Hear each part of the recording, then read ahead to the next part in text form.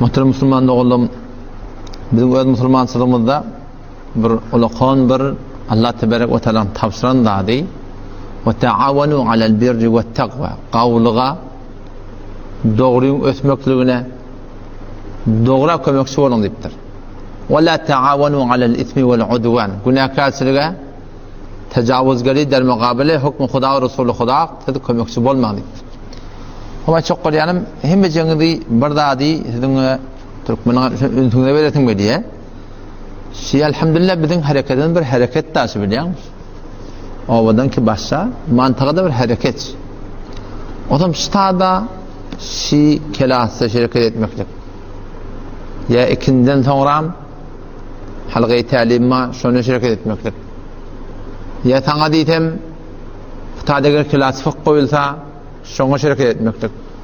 Ya mektep orada elhamdülillah stada hakim toğlans ketip diye şoňa kömekleşmeklik, şoňa arkalaşmaklyk. Ya udy amanatlykdan öz içinde her aýda Allah'tan tawfik bilen boldy üçüllüge goşuşyp durmaklyk.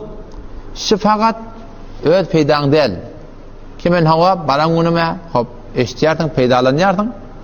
Bir kişiň ýerine şu mezmua kömekleşmeklik bar.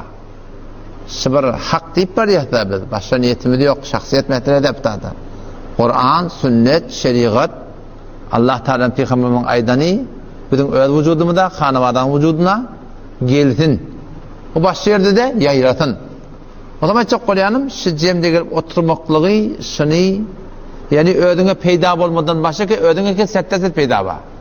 Oňa hiç şek ýok yani. O men için peýda diýip etýän, men özüme şunda togap bar. Bu şuny şu mecmua kömekleşmeklik diýip de bar, şuny üntüň almaly. Ki bağın şibir hareket. Nerede kimsen şu yahtadan sonra bizim şu üye varıp ne emetçek işiniz var. Gecede olup var ya. Nerede kim 20 dağa meyini görürüz. Ondan sonra nerede kim Kur'an'ı öğrenecek olsan. Kelas fıkh koymalı olsa. Ya daş çevirecek Müslüman doğulluğuna tadaşıma olsa. Bizim de hareketimizde zindegimizde Huda için bir iş olsun naşi. Fakat özümüzden çürüyümüşü bizim zindegimizde. Zindegi Müslümani fakat özünden çürüyüm değil, belki cami İslam'dan çürüyüm, Kur'an'dan çürüyüm, dinden çürüyüm ve rahmet gerek. O zaman çok adam var ya, yani çok kolyanım,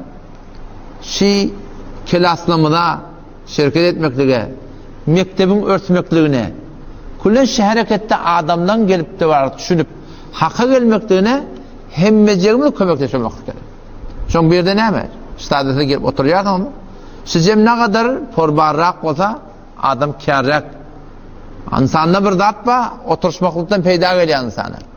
Oturuşmaktan peýda gelýär. Şol Peygamber sallallahu heywanı mesal olarakdyr. Goýun bakan diýipdir, ýuwaşak adam diýipdir. Diýe bakan, at bakan gururly bol diýipdir. Şu heywan adam bilen kepleşen ýok, ýani oturuşan tenşe bilen. Geri gelene teýin oturýardyň, goýunyň ýanyna getip ýardyň. Şu goýun bilen oturuşmaklyň, turuşmaklyň, şo bilen gezmekligiň näme adama täsir goýýar. Emma eğer adam terekeli otursa, terekede arkadaşsa, hop nihayeten insan harap etýär. Ya çok Kur'an'ın hulası kelamşı Müslüman doğun yani şu da bizim zihnimizde bolsun ki biz hemmecimiz el-ele berip şu harekete İslamiye, şu harekete Kur'aniye, şu harekete näme kömekçi bolmaklyk gerek. Allah size meň de bir wezifem o şey. Ya eyyuhellezine amenu in tensurullah yansurukum ve yutebbit aqdamakum. Bir de hem şu dünyanın kavlu gerek, hem şu dünyadan tamamen imanlı gitmeklik gerek. Şu dünyada adamda Peygamber sallallahu aleyhi ve sellem 4 form adam var deyiptir şu dünyada. Bir var deyiptir, imanlı dünya geliyor, imanlı dünyadan gitiyor deyiptir. Bir var imansız dünya geliyor, imansız dünyadan gitiyor deyiptir. Bir var imansız dünya geliyor, imanlı dünyadan gitiyor deyiptir. Ne kadar şu kafirler gördük. O inki korkmasın hemen, ne kadar adamlar var imanlı dünya geliyor, ne bile imansız dünyadan gitiyor deyiptir. Doğrusu sırahatın hadise gelir. O zaman ne? Bir de hem şu dünya gerek, hem ahir akıbatımız abat bulmaklık gerek daha. İmanlı gitmeli. Allah da sana nuska veriptir. Ya eyyühellezine amenu. Ey iman getirin adamlar, dinanalar. İn tensurullah. Eğer Allah'ın dinini kömekçi olsanız, yansurukum Allah'ın kömekçiniz. Şu dünyada. Ve yutebbit aqdamakum. Sizi sabit kadam aylandırar diye. Dinin yolunda. Ta ki nihayet anlatın ne bir adam cennet bolsun. Peki Allah Teala'nın yolunda biraz şu dünyada bir rahatlaşacak olsak, İkinciden ahir akıbatımızda şu dünyada imanlıca gitmeli olsak şu ne bilen bolýar? Allah şert edipdir. İn tansurullah eger Allah dinine kömekçi bolsaň dipdir. Emma yok Allah dinine kömekçi bolmasaň özüň gowatan bolýar. Halk bilen nämişma Allah tarapyndan hakyny tehdit etdir. Ya eyyuhellezine amenu ey iman getiren adamlar malakum size näme bolýar? İza qila lakum infiru fi sabilillah waqti gazı aýdylýar Allah'ın ýoluna çykyň. Bar bir namaz musulman doganynma? Mescide gelmeyenlere musulman doğanınma. Aslen namaz bilmeyenlere musulman doğanınma. Aslen la ilahe illallah Muhammed Resulullah'ni şunmeyenlerin köp musulman doğanınma. Barmaş olan tüle. Tataşmaş olan tüle. Ya eyyuhellezine amenu ey iman getiren adamlar malakum size ne bolýar? İza qila lakum infiru fi sabilillah waqti kaza aýdylýar Allah'ın yoluna çykyň. Pama karşın çykýarsyz. Tükana karşın çykýarsyz. Toya karşın çykýarsyz. Ýata karşın çykýarsyz. Allah'ın yoluna dip çykmaly. Malakum size näme bolýar diye. İza qila lakum infiru fi sabilillah Allah'ın yoluna çykdylar istaqaltum ilal ard yere gyrlanýarsyňyz. Dünya ýaşaýarsyňyz diye. Hahisat-ı nefsaniňize tabi bolýarsyňyz. Araditum bil hayatid dunya minel ahire. Şu dünya radi bolam ahiretten gabalına diye.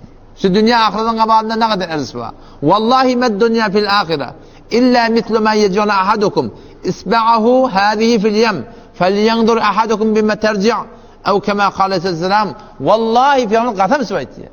Allah bilen qasam şu dünya bilen o dünyanın misali aynı sizin bildiğiniz barmağını çümdürer diye ýak dipdir.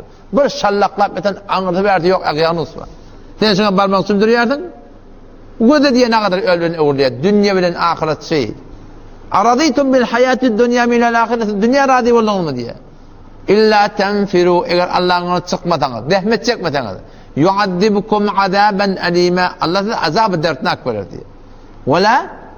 Ve yestabdil kavmen gayrakum. Siz etmeýäňiz dip dini ide galmar dipdir. Başka bir kavm getirer dipdir. Türkmen etmeýän. Araplar bir wagt edipdir, Araplar bilen iştak etdir. Araplar sonra etmepdirmi? Ha Arabistan, Pakistan etik etmeýär. Hindistan etik etmeýärler. Bangladeş etik etmeýär. Ne kadar kafir musulman bolýar. Arap etmesin. Arap da şu kol sehmine öyle etýär ki. Yani asli rahmet şu Araplar tünden ne musulmanlar. Asli rahmet başdaki milletlerin tünden. Sen şu aşy kitap haye dini edilen hytmatlar var ha. Bukhari, İmam Bukhari Arapda. İmam Müslim Arapda. İmam Ebu Davud Sezistani işi. Belustan Sırplardan Arapda. İmam Tirmizi Arapda. İmam Nesai Arapda. Ondan sonra İmam Ebu Hanife de Arapda. İmam Muhammed Arapda. İmam Ebu Yusuf Arapda. Kim Arap? Fakat İmam Malik Arap. Fakat şu Arap. Qalan rahmeti Arap'tan gayri çektir Müslüman doğan.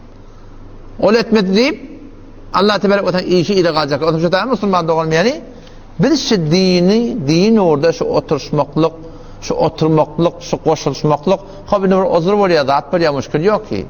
Şad adamlar da bagymyr ýa dostluk bolýar, oturýar onu ýatýar adam.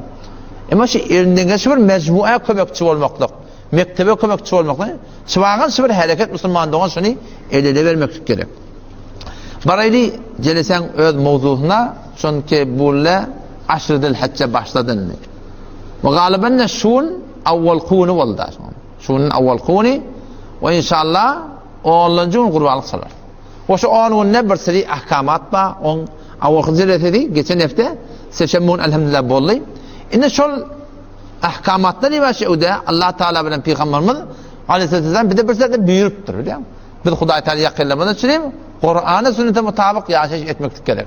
Ine şey öde bir hukmi keba awwal baştan tekbirat-ı teşrik ba. Yani kem şu 2-ti, 3-ti, 4-ti, 9-unu başlayan. 9-unu dangatya.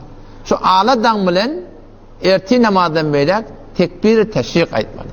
Erkekler de aýtmaly, zenana da aýtmaly. Şäherdäki adam da aýtmaly, owadaky adam da aýtmaly.